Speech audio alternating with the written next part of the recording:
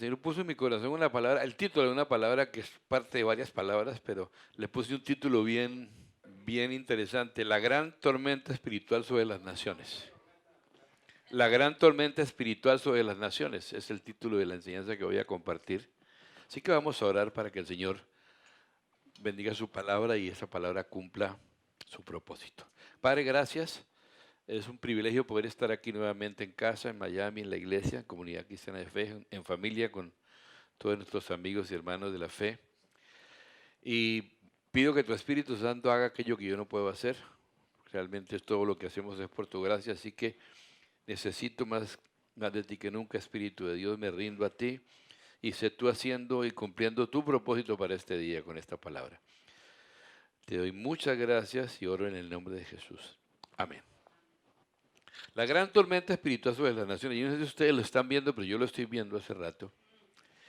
Y a manera de introducción, pues quiero decir, como sabemos todos los que vivimos aquí en el Caribe, entre mediados de junio y noviembre tenemos la famosa temporada de huracanes que hasta ahora, gracias a Dios, ha sido muy misericordiosa con nosotros, ha sido bueno, durante la cual, por supuesto, se forman muchas ondas y tormentas tropicales y algunas de las cuales terminan, como hemos visto en algunos años, convirtiéndose en poderosos huracanes que traen mucha destrucción. Haciendo un paralelo, entonces, las naciones de la Tierra desde hace un tiempo ya se encuentran como en el ojo de un gran huracán, una gran tormenta espiritual decisiva que va a determinar quién va a gobernar finalmente sobre ellas. De eso se trata, es una lucha por ver quién toma el gobierno. Y lo que está provocando esta gran conmoción espiritual que se cierne sobre ellas es el establecimiento progresivo, en mi opinión, más lento de lo que debería ser, en mi opinión, del gobierno de Dios sobre las naciones. Porque es cierto, Jesús vendrá por segunda vez y cuando Él venga será el establecimiento definitivo del reino de Dios. Pero también es cierto que cuando Jesús vino por primera vez dijo arrepentidos porque el reino de los cielos se ha acercado. Es un reino que comenzó hace muchos años y está empezando a subir. Y eso hace que todo se sacuda. Y lo que esto nos está revelando, nos muestra, no es otra cosa que los intentos desesperados de Satanás por mantener su gobierno tiránico sobre las naciones. Gobierno que le había sido entregado al principio por el hombre. Al hombre que habitaba en su presencia, Adán, que es Adán y Eva, el hombre y la mujer le entregaron a este personaje todo el gobierno. Entonces, una parte central de esta tormenta es lo que se conoce como la agenda globalista, que algunos dicen que teoría, yo hoy cada vez veo que es menos teoría, que es algo evidente, una agenda que se ha venido ejecutando sistemáticamente, cuyo propósito es el establecimiento de un gobierno único sobre todo el planeta. Se llama el nuevo orden mundial. Y no tiene nada extraño porque la Biblia habla de uno que pretenderá gobernar todo, el espíritu del anticristo, que es un espíritu, no es un personaje, es algo que se ha venido moviendo a través de muchas personas, etcétera, etcétera. Entonces, este hombre César Vidal acaba de sacar un libro, su último libro, que se llama Un mundo que cambia. Y ese propósito y objetivo de crear un solo gobierno mundial implica lo siguiente. En primer lugar, estén atentos a ver si está pasando esto o no. En primer lugar, quiere acabar con la independencia y soberanía de las naciones, así como sus raíces culturales. Todas estas cosas de permitir inmigración desbordada, que lo que va a hacer es traer problemas y quiebra las finanzas de un país, más otras cosas de orden social y creencias que la gente trae. Eso es una de las puntas de lanza de este tema.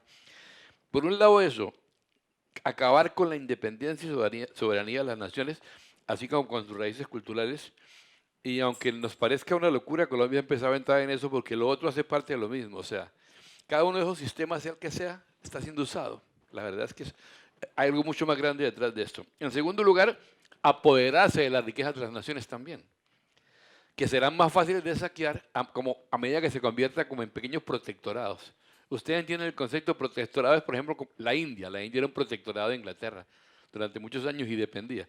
Entonces, a la medida que las debilitan, se vuelven protectorados, son más fáciles de saquear. Cualquier parecido con la realidad es pura coincidencia. Una cosa más, el tomar control sobre su política y economía llevará a la imposición de una política antifamiliar, que es evidente, lo cual hará posible reducir drásticamente la población. también acaba con la población, dejando a los individuos sin defensa alguna, porque si algo es un escudo y un lugar de protección sano, si es una familia edificada en Dios, es justamente la familia. La familia nos protege. Pero si la familia se destruye, el individuo queda sin defensa alguna. Y por último, a todo lo anterior, se sumará un ataque frontal contra el cristianismo. Así que, si estamos esperando persecución, espérenla, porque ya empezó. ¿Con qué propósito? Someterlo y acabarlo.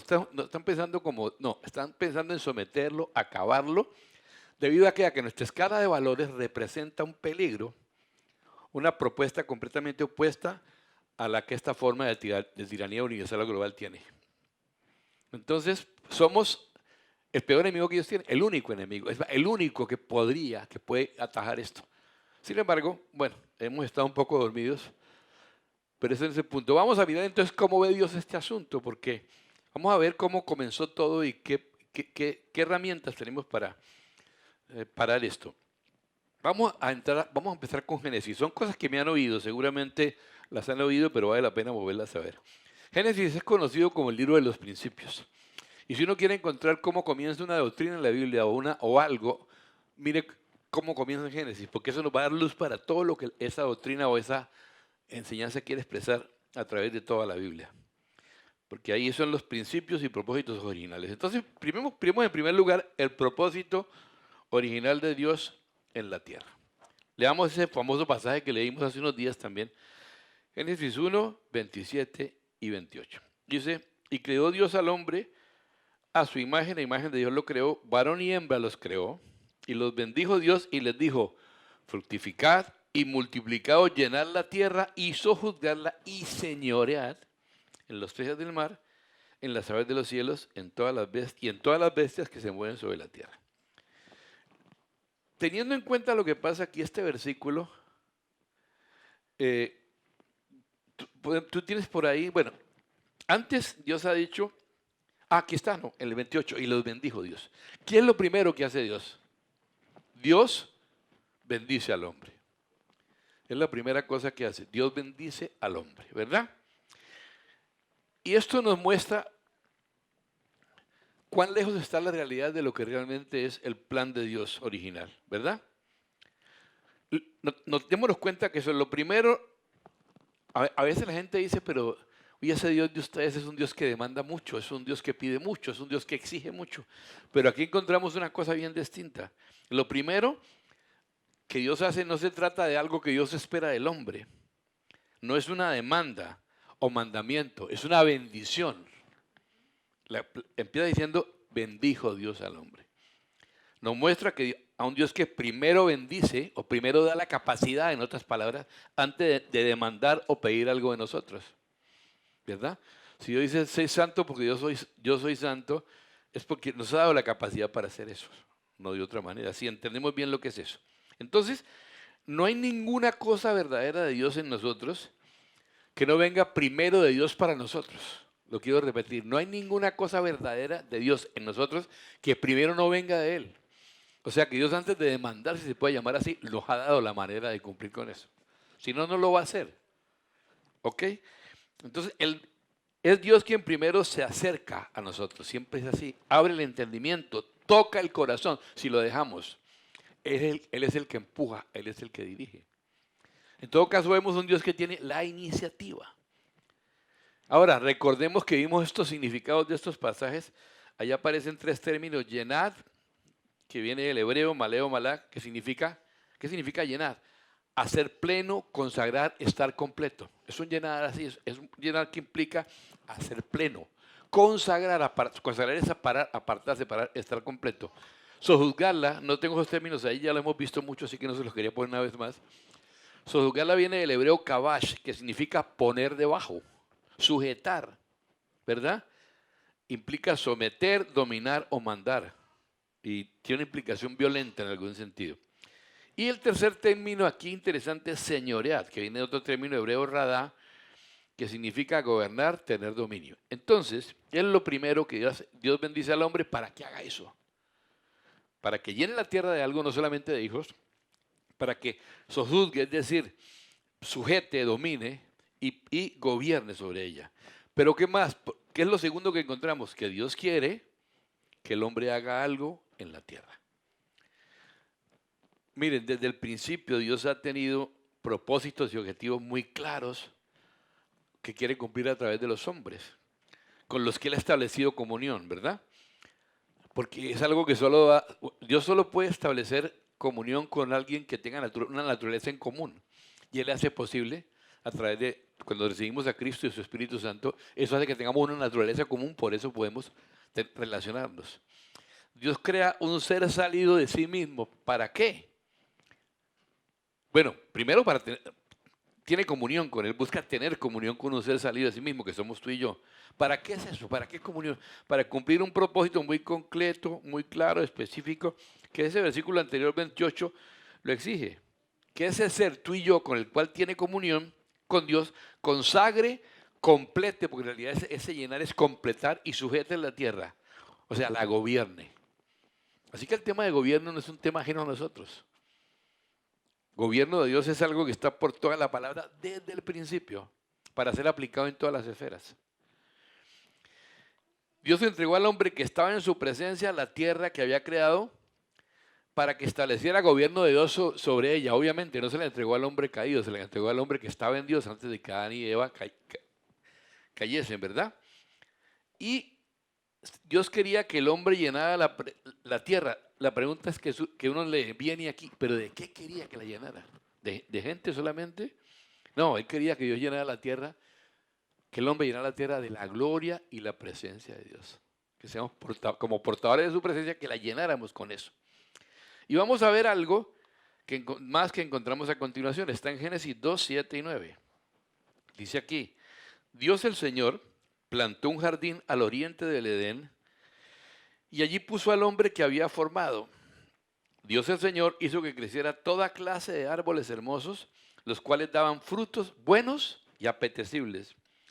En medio del jardín hizo crecer el árbol de la vida y también el árbol del conocimiento del bien y del mal. Adelantémonos ahora unos versículos, vamos a los versículos 15 al 17. Dice así, Dios el Señor tomó al hombre y lo puso en el jardín del Edén para que le cultivara y lo cuidara. O sea, el Edén tipifica la tierra y Dios nos la entregó al hombre, a nosotros, al ser humano, para esto, cultivarla y cuidarla. Y le dio este mandato. Puedes comer de todos los árboles del jardín. No, todos, puedes comer de todos.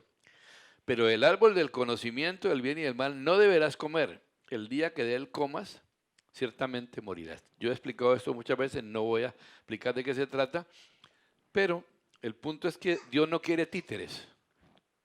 Por eso dejó esta elección. Ustedes verán si quieren elegirme a mí o elegir eso. Yo solamente les digo, tienen todos los árboles, solo advierto no coman de ese. Bueno, eso fue justamente lo que el hombre hizo, ¿no? Entonces, como Dios le dio, Dios hace al hombre, le da una compañera, les entregó todo en sus manos y le dio un tesoro grande que tenemos, que es libertad, libre albedrío. Nosotros, ¿qué tal que uno lo obligaran a amar a otra persona? No, una persona te ama porque te ama y es voluntario y libre, no obligado. Obligado no sería amor, sería otra cosa. Entonces, como él es Dios completamente justo, que Él es un Dios completamente justo, no quería que el hombre y mujer estuviera a su lado y tuviera esa relación con Él de intimidad, amor, comunión por imposición. No, quería que fuera libre. Solo puso un límite y le advirtió que era por su bien, porque le dijo, si comes de esto, vas a morir. Ahora, las implicaciones de la muerte espiritual son muy grandes, las implicaciones de la muerte espiritual, de hecho la muerte física es una hija de la muerte espiritual, la enfermedad es una hija de la muerte espiritual, el trabajo penoso, porque no es que el trabajar fuera malo, porque de entrada dijo, quiero que lo guardes y lo cultives y lo hagas producir. Pero el trabajo a partir de la caída es un trabajo muy distinto, con el sudor. Ya habla de un esfuerzo mayor. Entonces, de hecho, cualquier relación sana y voluntaria con otra persona, esto es muy importante, implica ciertos límites de respeto, cuidado y confianza, sin dos cositas que son terribles, manipulación y control. Y hay muchas maneras de manipular y controlar, muchas. Entonces, continuemos con la historia. Vamos a Génesis 3 ahora. Dice, la serpiente era más astuta que todos los animales del campo que Dios el Señor había hecho. Así que le preguntó a la mujer, mire lo tramposo de este personaje. ¿Es verdad que Dios les dijo que no comieran de ningún árbol del jardín? No, Dios no dijo eso. Dios dijo, coman de todos, excepto de este. Pero de una vez giró la afirmación. Bueno, Eva por lo menos se acordó de que era así. Podemos comer del fruto de todos los árboles, respondió la mujer. Bueno, lo sabía. Pero en cuanto al fruto del árbol que está en medio del jardín, Dios nos ha dicho, no coman de ese árbol, ni le toquen, de lo contrario morirán. Eso fue lo que Dios dijo, quien los había creado, quien les dio todo. Pero la serpiente le dijo a la mujer, no es cierto, no van a morir. Dios sabe muy bien que cuando coman de ese árbol se abrirán sus ojos y llegarán a ser como Dios, conocedores del bien y del mal. La pregunta mía, ¿no los había hecho su semejanza? ¿Cómo así que llegarán a ser como Dios? Ya eran semejantes a Él. Pero es una mentira bien manejadita, ¿no? ¿Qué sucedió aquí? Bueno, la Biblia nos habla de dos rebeliones. Y aquí esto es interesante si no lo conocen. Creo que todos lo conocemos, pero vale la pena recordarlo. La Biblia habla de dos rebeliones. Una rebelión en la tierra, que no es la primera rebelión, es la segunda rebelión en realidad. ¿Qué pasa aquí? Dice, esta es la rebelión. La mujer, ahí dice el versículo 1 de Génesis 3, de ahí en adelante, la mujer vio que el fruto del árbol, era bueno para comer y que tenía buen aspecto. Se veía bien, ¿no? ¿Cuántas cosas se ven bien? Y era deseable para adquirir sabiduría. Así que tomó de su fruto y comió. Luego le dio a su esposo y también él comió. En ese momento se les abrieron los ojos y tomaron conciencia de su desnudez. Qué tremendo. Todo el tiempo andaban desnudos, pero ahora se avergonzaron. Por eso, para cubrirse, entretejieron hojas de higuera. Hay toda una enseñanza acerca de las hojas de higuera que algún día la compartiré. ¿Qué son las hojas de higuera? Que mucho tiempo las seguimos usando, ¿no? Cuando el día comenzó a refrescar, oyeron el hombre y la mujer que Dios andaba recorriendo el jardín, algo que era habitual parece. Obviamente, el hombre vivía en la presencia. Entonces corrieron a esconderse entre los árboles para que Dios no los viera. Se esconden de Dios, un primer efecto. Pero Dios, el Señor, llamó al hombre y le dijo, ¿dónde estás? ¿Tú crees que Dios no sabía dónde estaba? No, Dios sabe todo. Vosotros quiere que uno le diga dónde está. Necesita que uno reconozca dónde está. El que está perdido es uno, no es él. ¿Dónde estás?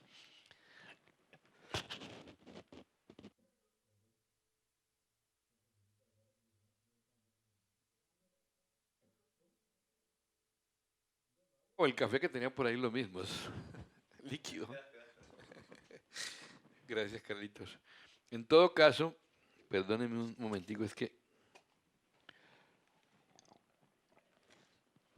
Gracias. Que como no es tan frío, es mejor. Entonces, el hombre contestó, escuché que andabas por el jardín y tuve miedo porque estoy desnudo.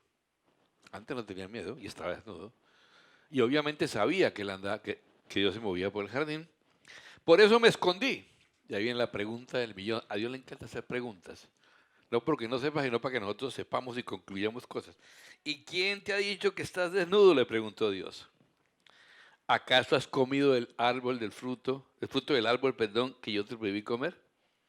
Entonces el hombre, costumbre vieja, ¿no? Él respondió, la mujer que me diste por compañera me dio ese fruto. La pregunta era, ¿dónde andabas tú, Adán, cuando ella comió eso? Porque evidentemente estaba para cubrirla, pero no andaba por allí. Cualquier parecido es pura coincidencia.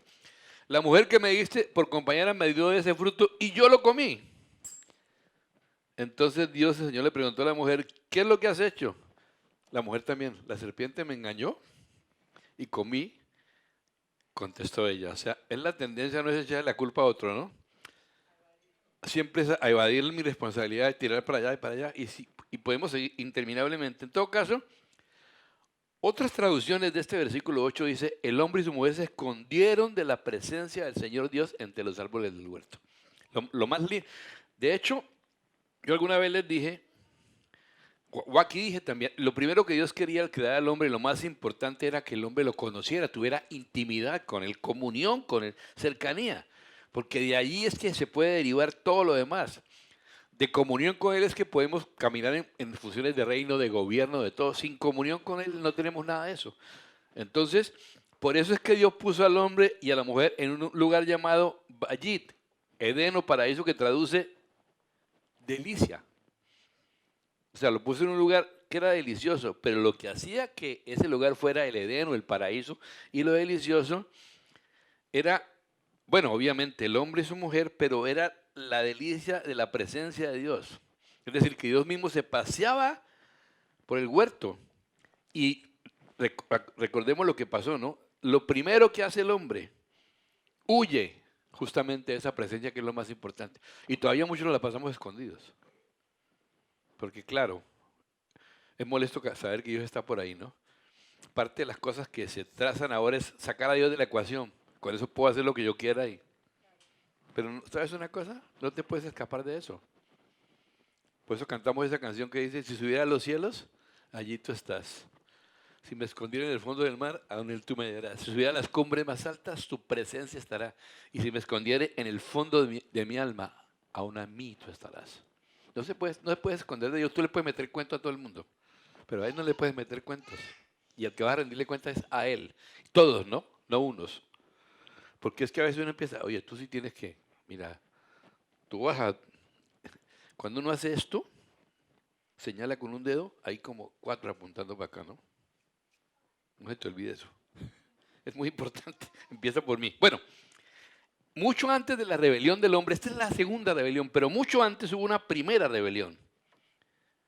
Porque la pregunta que viene es, ¿quién es esta serpiente tan particular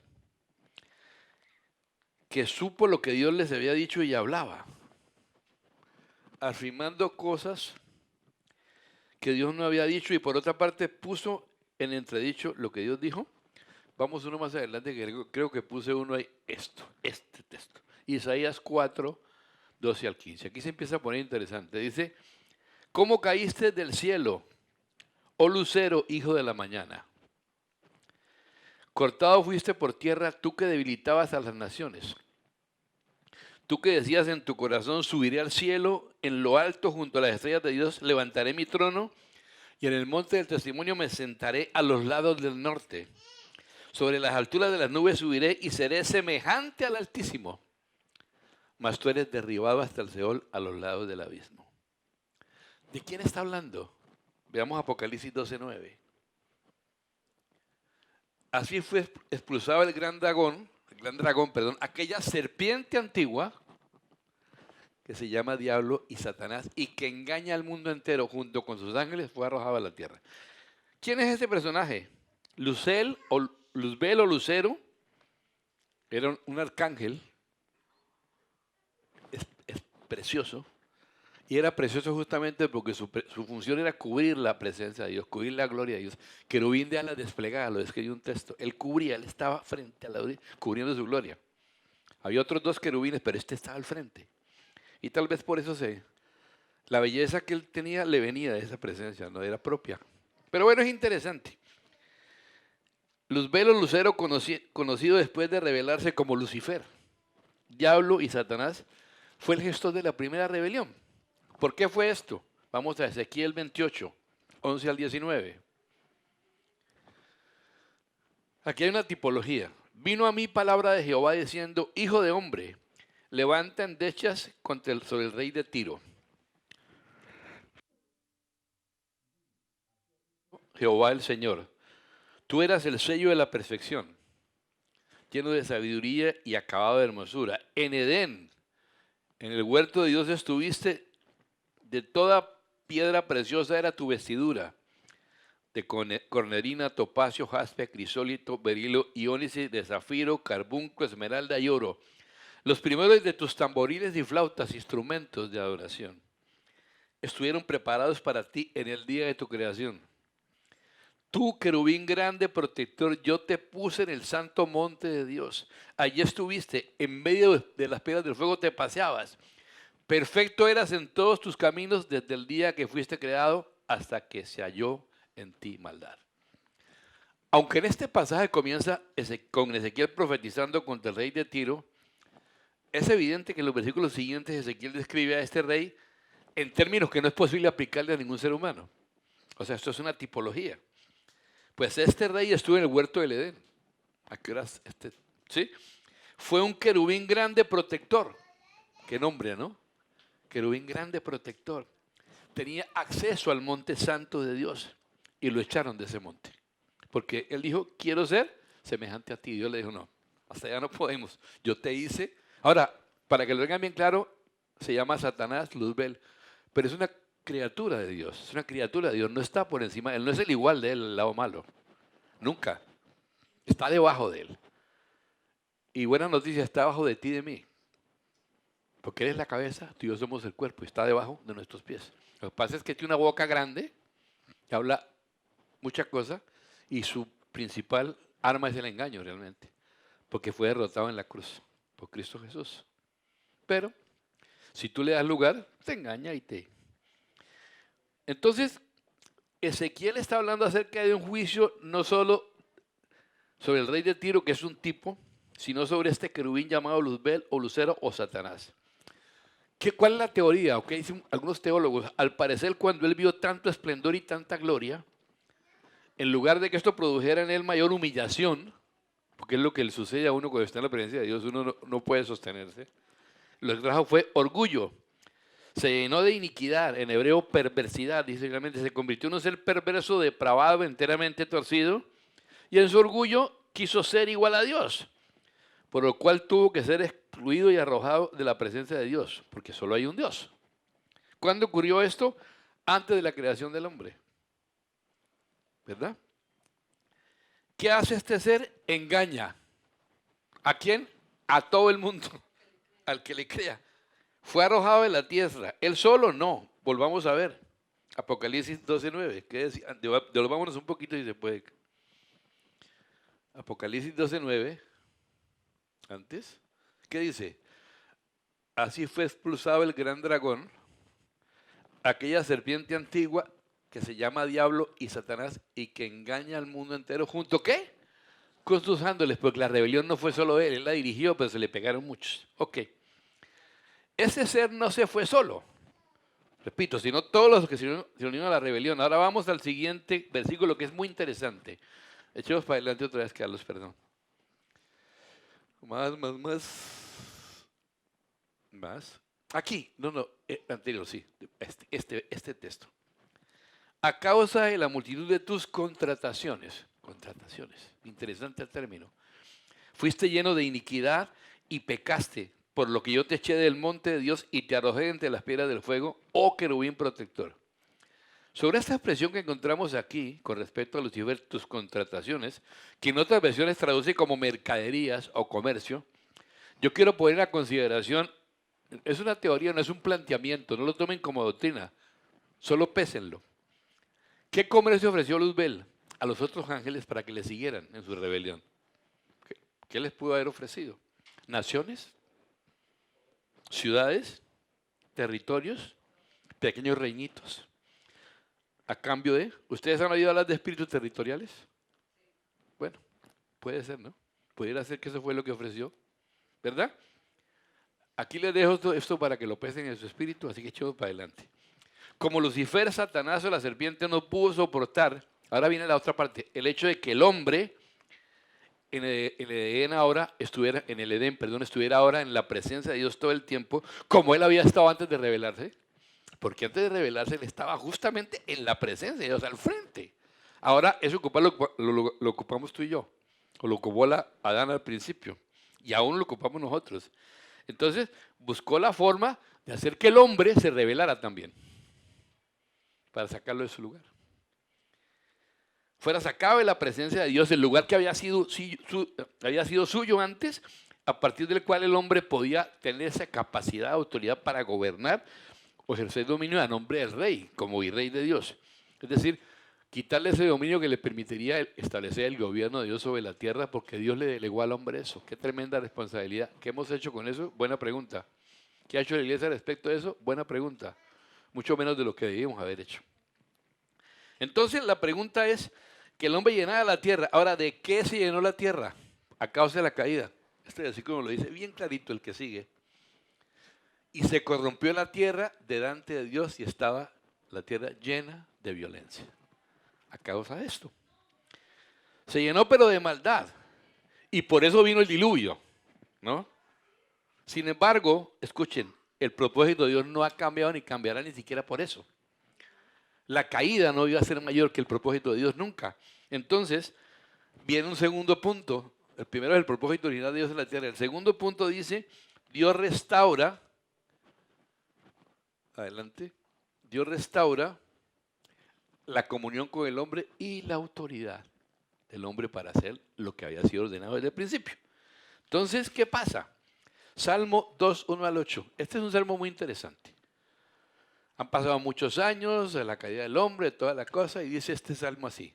¿Por qué se amotinan las gentes y los pueblos piensan cosas vanas? Se levantarán los reyes de la tierra y príncipes consultarán unidos contra Jehová y contra su ungido, el Señor, obviamente Jesús, diciendo, rompamos sus ligaduras. Me suena conocido. Y echemos de nosotros sus cuerdas. Ese Dios es un Dios que nos tiene amarrados, no nos deja hacer todo lo que queremos para ser felices. El que mora en los cielos se reirá, el Señor se burlará de ellos. ¿Está pasando esto? ¿Sí? Esta sociedad contemporánea ha pretendido sacar a Dios de la ecuación. Malas noticias. Él sigue siendo el rey. Como la canción. Él sigue siendo el rey. No solo de la tierra, sino del universo. Y tarde o temprano daremos cuentas. De una u otra forma, los creyentes de una manera distinta a los no creyentes, obviamente. Entonces, es muy interesante. Pareciera que el intento final fracasara. Sigamos adelante con los versículos. El intento inicial fracasara. Adelante uno más. Dice, bueno. Caramba, me comí unos versículos. Sí, importantísimo. No. El mismo texto anterior, pero quiero mirar, no los puse aquí. El Salmo 2, 1 al 8, pero los versículos 5 al 8. ¿No está ahí seguro? 4 de la mañana es difícil hacer un PowerPoint. Salmo 2, 5 al 8. Es que es muy importante lo que sigue ahí. Me lo comí.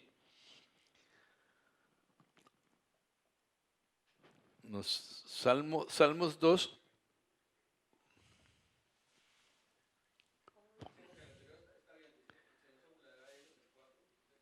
Bueno, prefiero tiene Reina Valera, por favor. Me gusta más cómo lo expresa la Reina Valera.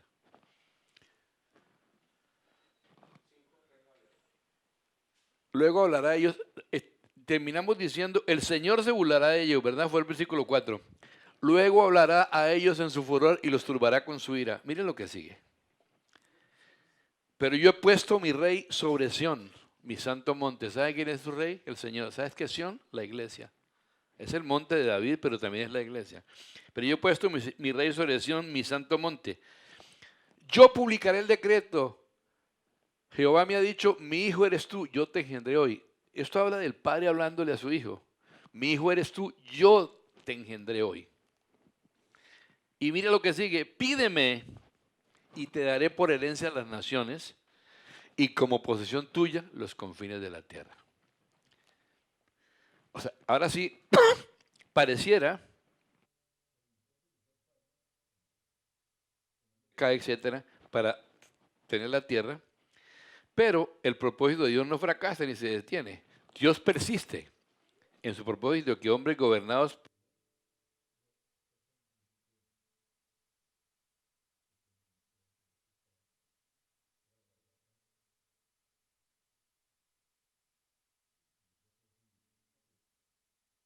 repito, pareciera ser cuando uno ve la caída y dice, no, pues esto falló, fracasó este asunto.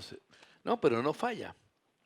Porque en el mismo momento en que cae, ustedes recuerdan que el Señor dice, y pondré enemistad entre ti y la serpiente, entre tu simiente y la tuya, etcétera, etcétera. Ahí empieza a decir, habla de un hijo de mujer que vendría y habla de Jesús, etcétera. En todo caso,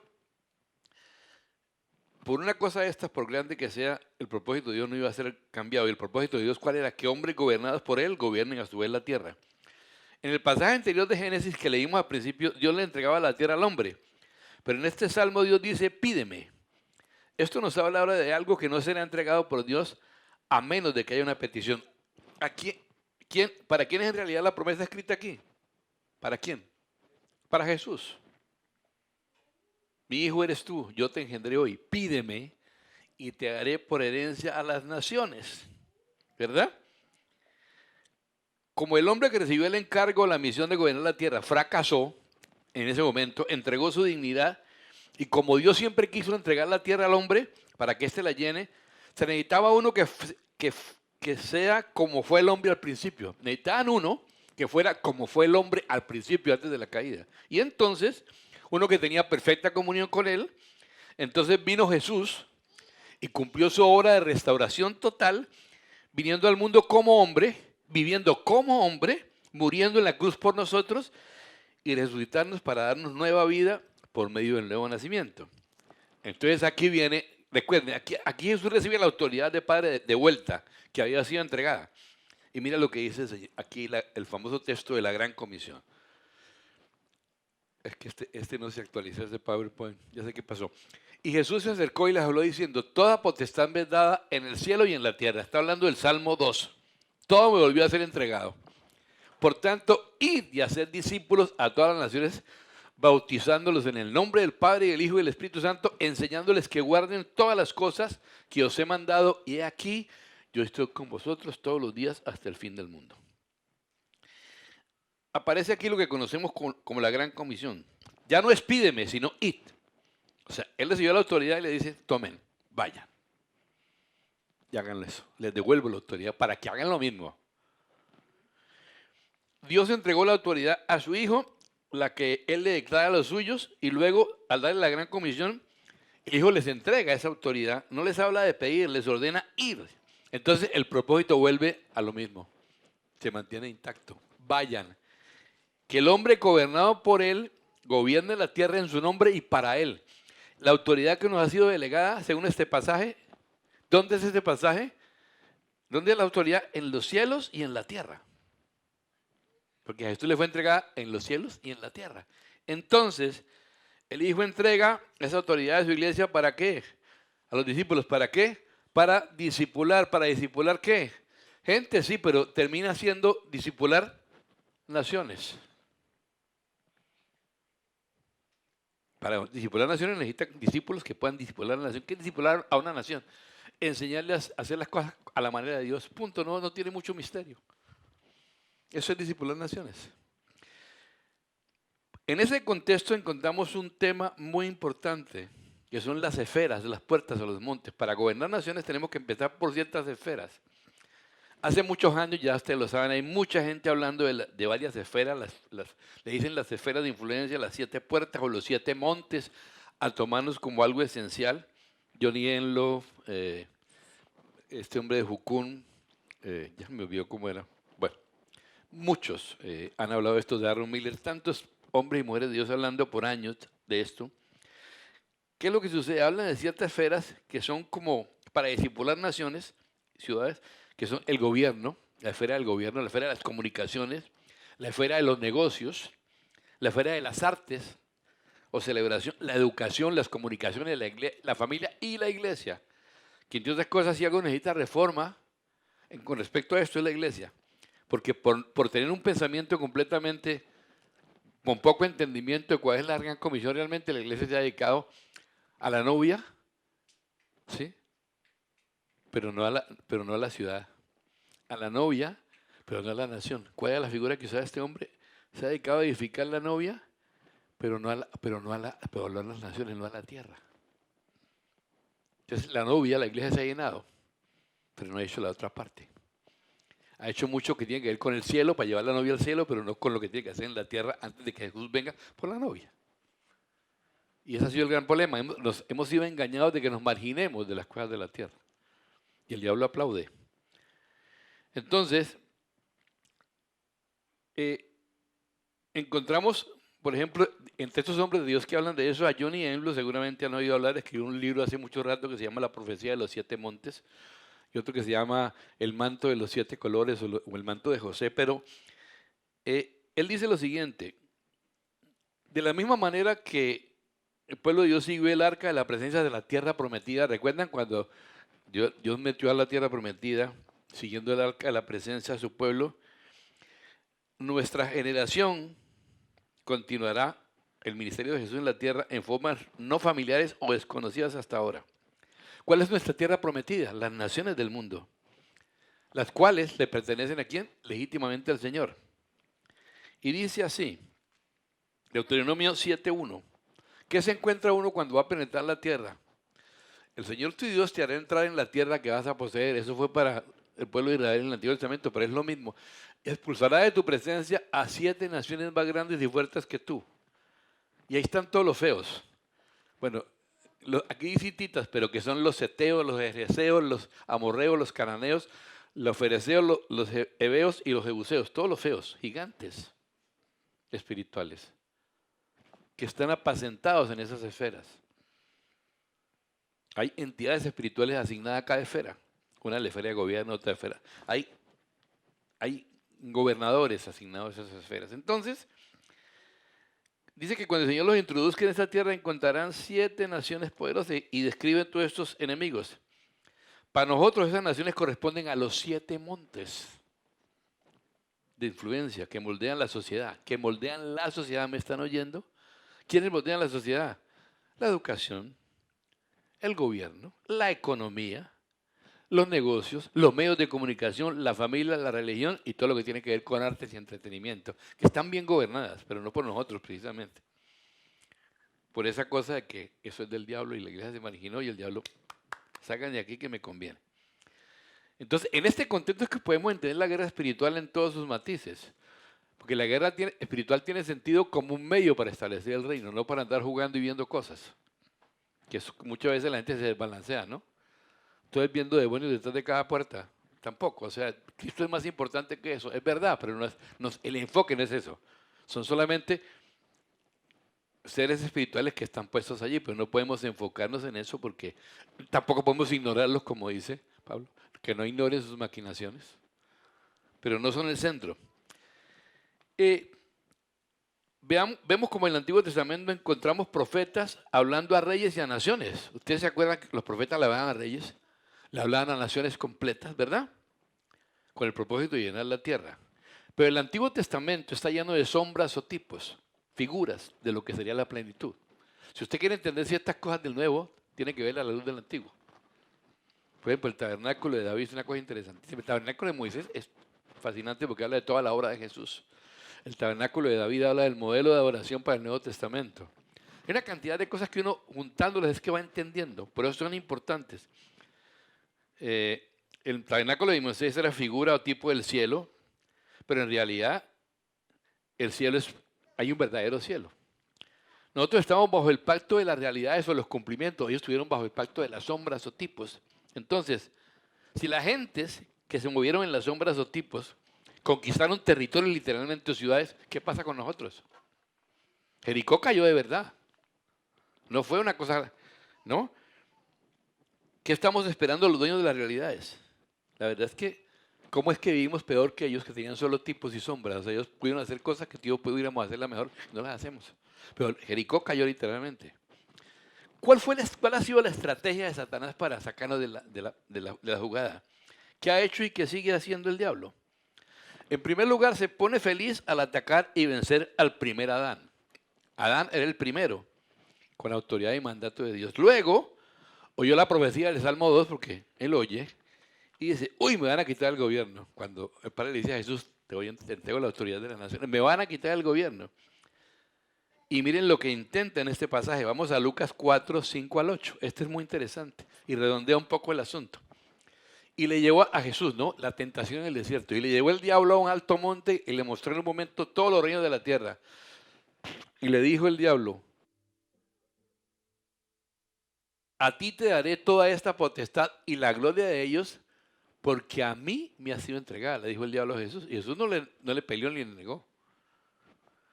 Y a quien quiero la doy. Si tú postrado me adorares, todos serán tuyos.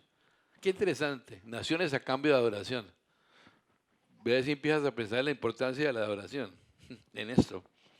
Respondiendo Jesús le dijo, vete de mí, Satanás, porque escrito está, al Señor tu Dios adorarás y a Él solo servirás. Sin embargo, hay una realidad aquí, de quien ¿De quién eran las naciones? De Satanás. ¿Quién se las entregó? Adán se las entregó. Entonces, Satanás pensó que podía seducir y engañar a Jesús como hizo con Adán y se atreve a decirle, no, adórame y te lo voy a dar. Jesús le responde, no, por ahí no es la cosa.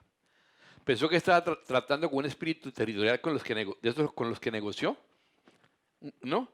Y no sabía que era con el Rey de Reyes, o sí sabía que era, se hace loco, con el Rey de Reyes y Señor de Señores. Entonces, sigue con su plan. Cuando Jesús le responde, sigue con su plan. Lo monta en una cruz. Ahora, la verdad es que Jesús fue por su propia cuenta, ¿no? No es como pensamos. Él fue a cumplir la voluntad del Padre a la cruz.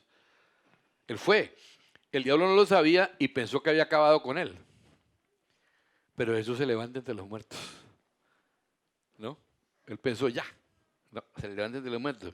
Supo lo que Jesús dijo a sus discípulos en la gran comisión después, o sea, le tira a Jesús, le dice, lo monté en la cruz, lo acabé, no, le salió mal el tiro porque Jesús estaba haciendo la voluntad del Padre, y eso fue lo que hizo fue justamente que Jesús descendiera, tomara las llaves de la muerte y del abismo y exhibiera públicamente la derrota de todos esos en la cruz. Pero él no para, dice, sus discípulos, él les dio la comisión a los discípulos, voy a trabajar ¿dónde? Aquí. Y ese es el problemita está aquí, nos ha trabajado aquí. ¿De qué manera? A la iglesia. ¿Para qué? Para que solo piensen en los cielos. Y lo ha conseguido. Que no piensen en la tierra no. Entonces salían canciones como somos los peregrinos, que vamos hacia el cielo. Muy bonita, es verdad. Pero eso tiene que ver con que me dejen la tierra a mí. Eso sí me la pueden quitar. Tienen la autoridad. De eso se trata. Para que soñemos solamente con las calles de oro y mal de cristal de Jerusalén celestial. Muy bonito todo eso. Pero eso es una estrategia para quitarnos de vista lo que tenemos que hacer ahora. Y nos hemos pasado así, por años. La concepción de que una gran parte de la iglesia ha tenido es el cielo. Que el reino comienza cuando nos muramos. Pero muy poco de una manifestación del reino aquí y ahora. Eso es lo que ha pasado. Y por más de que hablamos de reino, lo decimos, mucha gente todavía no la agarra. Y lo digo en serio, no la agarra. Y uno lo ve por muchas cosas que la gente hace. Llenemos la iglesia de gente. Sí, ¿para qué? Eso es para ser equipados y a producir un cambio afuera. Ese es el propósito. No solamente para irnos para el cielo, qué lindos. No, Dios nos va a reclamar. ¿Qué fue lo que te di al principio? Te dije que cuidaras y quisieras producir la tierra. ¿Qué pasa con eso? Es una función que tenemos. Iremos al cielo, gloria a Dios, eso es fabuloso. Vuelvo y monto el famoso pasaje de los ángeles, ese me encanta. Jesús ascendiendo al cielo y todos mirando allá. Y los ángeles dicen, ¿ustedes qué hacen mirando al cielo? Él va a volver por segunda vez, pero ¿qué hacen mirando al cielo? Tienen que ocuparse de la tierra. Padre nuestro, en los cielos y en la tierra. Que nos quepa eso en la cabeza. Mucha gente le encanta lo que podríamos llamar un suicidio santo, ¿no? Señor, sácame de aquí, de este valle de lágrimas. Esto está terrible, esto se lo va a llevar. Pues se lo va a llevar porque tú no has hecho nada. ¿Qué hemos hecho nosotros por cambiar esto? Es una buena pregunta, ¿verdad? Entonces, unos cuantos demonios estarán diciendo, amén, sí, que se vayan. Salgan, sí, piensen en el cielo, quédense encerrados en la iglesia, no hagan nada afuera, déjenme la televisión, déjenme los medios de comunicación, déjenme la política, que tanta cosa, política es sucia porque no estamos ahí. Y estamos cumpliendo la labor profética que tenemos como iglesia de decirles cómo es que se gobierna. No estamos sobre ellos. Hay esfera, hay separación de poderes en el reino total, pero hasta un punto. Pero consejos sí podemos dar y tenemos responsabilidad de dar, porque gobierno de Dios es un concepto que abarca todo. Política, familia, educación y negocios. Todo. Todo. ¿Qué dijo el Señor en el Padre Nuestro? Mateo 6:10. Venga tu reino. Haga tu voluntad como es en el cielo, en la tierra. Pero eso es para cuando Él venga, no, antes. Cuando Él venga será la plenitud, pero antes. Nosotros somos los que debemos empezar a enseñar cómo hacer la voluntad en el cielo, en la tierra, en todas las cosas. Aquí dice que la autoridad que nos ha sido delegada es en los cielos y en la tierra, pero el diablo dice, Sí, solo en los cielos, que no entiendan nada de la tierra, que se vayan al cielo, rápido. Quiere que nos vayamos rápido, ¿sabes por qué? Porque sabe que tenemos la autoridad, la única autoridad para tomar la tierra. Yo te quiero decir algo, si alguien puede cambiar esto, es la iglesia. Suena quijotesco, suena como David y Goliat, pero somos nosotros quienes podemos cambiar esto.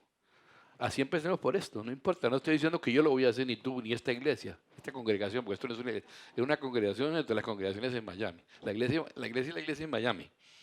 Así lo entendía así yo, la iglesia en Roma, en Éfeso, en Jerusalén, en Antioquía.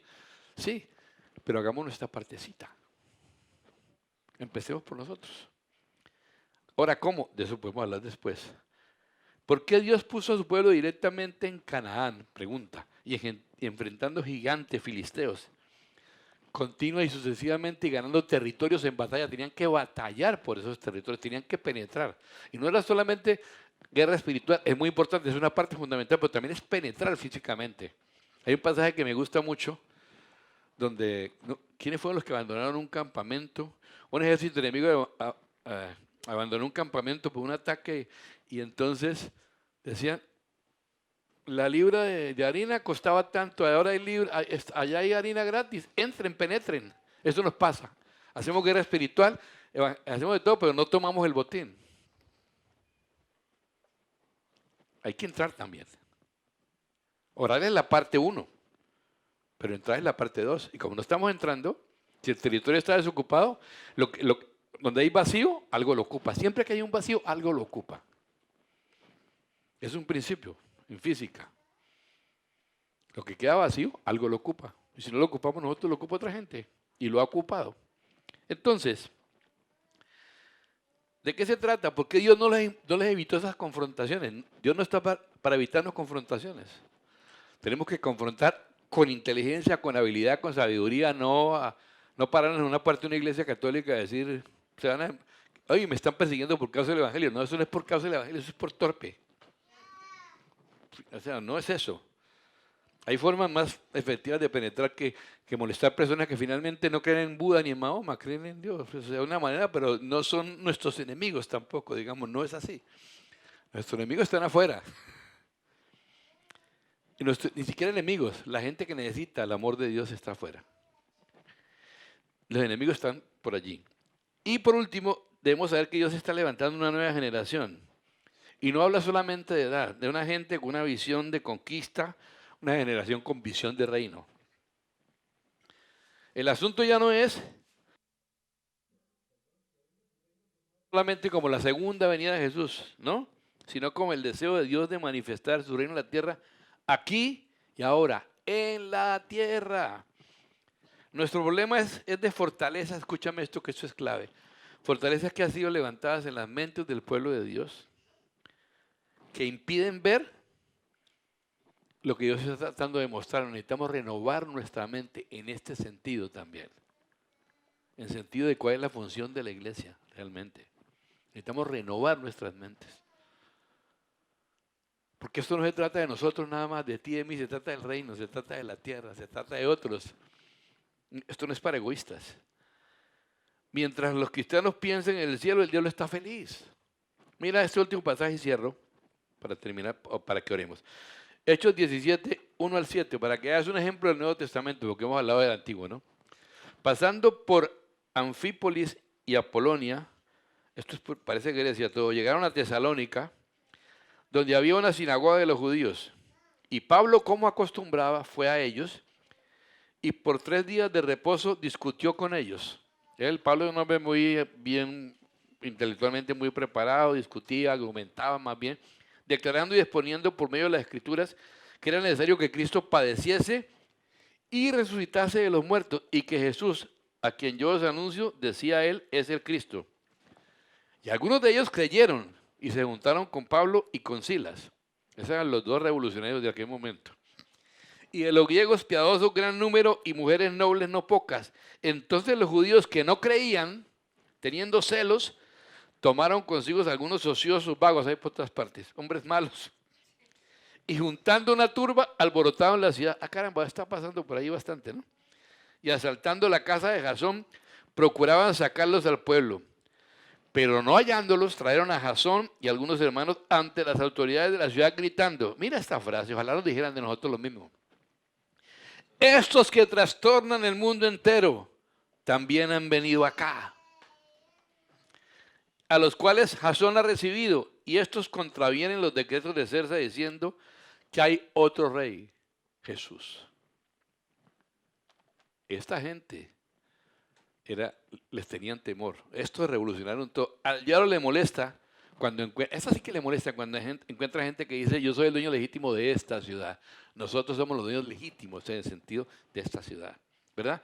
La primera acusación contra esto, esos que trastornan el mundo. ¿Y sabes cuántos eran? 2. Pablo y Silas. Tremendo. ¿Por qué? Porque gente de iglesias así, llenos realmente del Espíritu Santo, con entendimiento de reino y dirigidos por Dios, son una bomba. Por eso es que nos quieren dar con todo, que lo saben. Ellos lo saben. La segunda acusación, están predicando que César no es rey y que hay otro rey que se llama Jesús. Jesús nunca dijo eso. Jesús dijo, dad a César lo que es de César y a Dios lo que es de Dios. Él no estaba tomando de la esfera del gobierno, solo está diciendo, hay una diferencia. No predicaban solamente arrepentimiento, cosas muy usuales. Sabían lo que era reino y tenían actitud de reino. Tú y yo estamos aquí, mis amados, como instrumento de cambio para que donde quiera que estemos, donde quiera, en la casa, en el trabajo, en la universidad, donde estés, su reino y su gobierno se manifiesten. Que su gobierno sea real. Hay que romper esa fortaleza mental. Todo habla de los cielos. Perdón, todo habla de la tierra. Más bien, y muchos cristianos solo hablan del cielo y nada más. Pero muchos, la gran mayoría. Hay que romper eso. Por esta autoridad delegada de Jesús a nosotros, por este mandato de ir, que es ir a las naciones se encuentran, como les dije, por ese mandato de Jesús, en el ojo de un huracán espiritual, una tormenta decisiva que va a determinar quién es el que realmente va a gobernar sobre ellos. En eso estamos. Esto que estamos viendo es guerra. Esto no es una cosa accidental que ocurre. Que saltan organizaciones por allí, que la familia sí, la familia sí, que lo otro, que aquí, que no, que los ancianos no hay que darles nada, que hay que dejar que se... Todo. Eso obedece a un plan, no es accidental. Y usan uno u otro sistema, porque tampoco es que podamos decir que se trata de partidos políticos solamente en cuanto a gobierno. No, es mucho más que eso. Es mucho más que eso. Va más allá que eso. Que uno se asemeje más a nosotros, sí, pero no, es mucho más que eso. Estamos principios de gobierno de Dios en todas las esferas. Vamos a orar y darle gracias a Dios. Oh Padre, gracias Señor, porque a ti te ha placido ponernos en medio de esta tormenta. Pero no como simples espectadores, sino como parte de los guerreros del tiempo final. Guerreros del Espíritu. Porque nuestra lucha no es contra carne y sangre, sino contra principados y potestades. Y nuestras armas no son carnales, sino poderosas en Dios. ¿Para la destrucción de qué? Fortalezas. Padre, yo oro ahora en el nombre de Jesús. Y usando la autoridad del nombre de Jesús, yo hablo por un rompimiento, una transformación, un quiebre de esas estructuras mentales, fortalezas mentales que el enemigo ha sembrado por años en muchos de nosotros, haciendo que nos marginemos o nos quedemos a un lado con todo lo que tiene que ver con este precioso lugar que nos entregaste y de lo cual daremos cuenta al final de los tiempos. No en vano dice que las naciones de la tierra presentarán sus riquezas ante ti. Presentarán lo que tú y yo hemos hecho para hacer progresar y crecer lo que tú nos has entregado. Los recursos naturales, los dones artísticos, los recursos financieros, la manera en cómo hemos manejado las comunicaciones, que entre otras cosas están tremendamente afectadas por el espíritu de la potestad del aire, cuando deberían estar realmente llenas de tu Espíritu Santo. Con cristianos que tomemos esos lugares para hacer lo que nos corresponde. Y ni hablemos de la familia y aún de la misma iglesia. Padre, todo empieza por nosotros, Señor. Porque reconozcamos quiénes somos, porque entendamos que somos primeramente hijos. Y desde esa conciencia de hijos podamos tomar nuestro lugar y cumplir tu propósito en nuestras vidas. Yo bendigo a cada uno de mis hermanos aquí, las personas que nos están viendo también a través de nuestra página web, y oro eso, como oraba Pablo, que el espíritu de sabiduría y revelación venga sobre ustedes. Espíritu de sabiduría y revelación en el conocimiento de Cristo y su obra y el propósito que tenemos, teniendo en cuenta nuestra posición en ti, una posición de autoridad, nuestra posesión, lo que tenemos, nuestra herencia, y el poder que actúa en nosotros, que es el mismo poder que el Padre usó para levantar a Jesús de los muertos. Te doy gracias, Señor, por este tiempo, por cada uno de mis hermanos. Bendice sus vidas, que cada uno pueda descubrir lo que es realmente para ti, y que cada uno pueda descubrir todo lo que ese potencial puede realizar, más allá de nuestra capacidad, sino a partir de tu capacidad, la que viene de una comunión íntima contigo, tal como el Padre estaba con el primer hombre y la primera mujer en el huerto de Edén al principio, que nos ha sido devuelta. Gracias, Padre, en el nombre de Jesús oramos, que esta iglesia sea más allá del tamaño, más allá de quiénes somos, más allá de cuántos somos, que seamos una iglesia que marque diferencia, una iglesia de influencia en esta ciudad, en el nombre de Jesús. Gracias, Señor. Amén. Gracias, Jesús. Gracias, Jesús. Bendito sea tu nombre, Señor.